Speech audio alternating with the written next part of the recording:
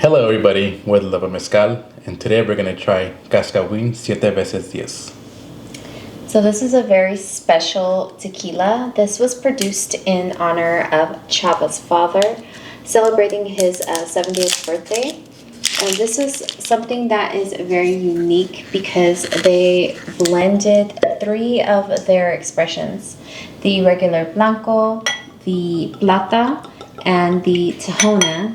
And they were rested in oak barrels for 190 days.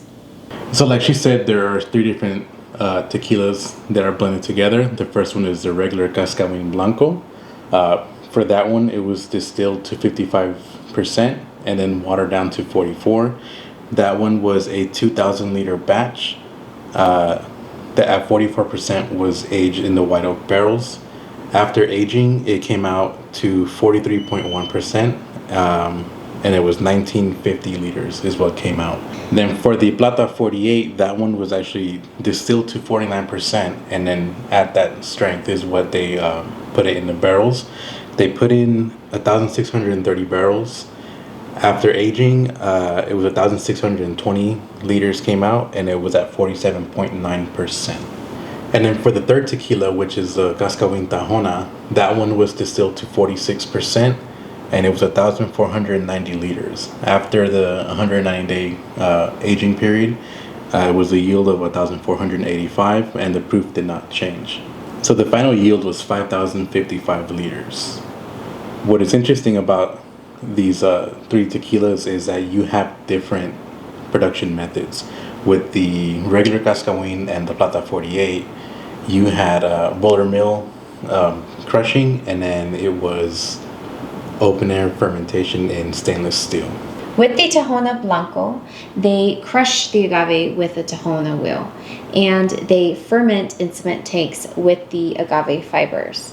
In all of their expressions, they're using deep well water, so you will get some minerality with their tequilas, as well as being produced in the valley region of Jalisco.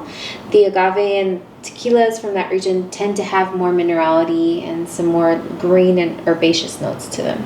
We have bottle 4,301.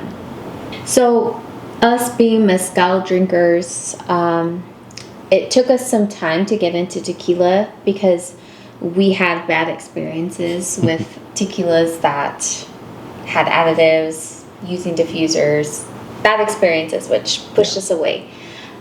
Tahona, Cascahuin Tahona, was our first legit good tequila that we got to try. Yeah. And I feel like after trying that was just like a benchmark for all other tequilas that followed. So for me, I have a deep appreciation and connection to Cascahuin because I feel like this was my first opportunity to try what good tequila should taste like. Yeah, and then a good friend of ours has said before, specifically about Cascahuin, is that he feels like Cascahuin is like the flagship profile of what a valley tequila should be, which I think is really interesting. I kind of agree with it, and then they do have a very pronounced flavor profile that I really appreciate. Yeah, you can pick out stuff from Cascahuin, like, or at least I can. Yeah. Being blindfolded. Yeah, like now figuring out what brand or expression you're having is going to be a different story, but you'll be like, this is Cascahuin. Like there's no, you can't hide the Cascahuin profile. Yeah. Okay. Smell. And there it is. I can smell some of the wood. It's a very soft. And I'm smelling some of the agave. I feel like I can't really pick out anything. I feel like this is just like a very cohesive smell for me. I'm having a hard time picking up different scents on it. I just feel like everything is blended. Sorry. So I am picking up like there's this signature like heavy pepper boldness that Cascahuin has. It is kind of subdued, but I can still pick it up. But I'm also getting a little bit of sweetness, a little bit of like toasty caramel, which is more likely from the barrel. It does smell on the warmer side, which is the aging that does that. The color is very faint. Yeah. It's such a light straw. It doesn't have a dark color to it at all. It's a reposado, so I mean, you wouldn't expect to have a lot of color on it, but it's very straw. It's lighter than what the aging should say, or typically with like commercial stuff. Yeah. All right, taste. Taste. Mmm. I'm getting pepper and caramel. Which is kind of a crazy combination. But it works. It tastes like it smells. It's really sweet. I'm getting a lot of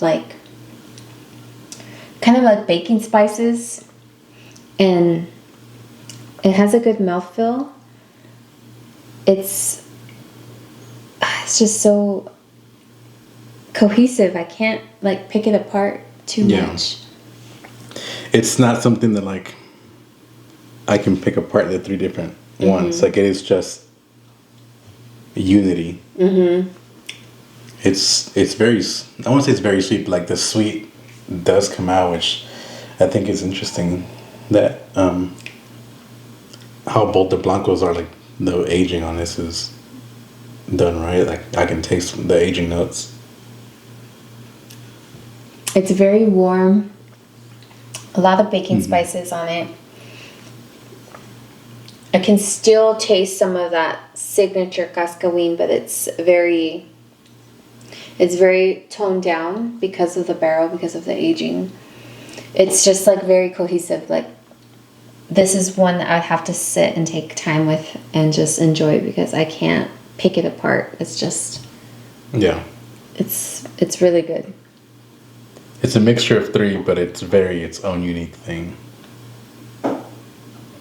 Yeah, I think it's done really well. So something we left out earlier, but as far as the aging for the regular Cascahuin Blanco, it was 10 barrels. The Plata and Tahona were each 8 barrels total. And they just blended it all together. Oh, this is getting a little medicinal for me. Yeah. Astringent smelling. Yeah.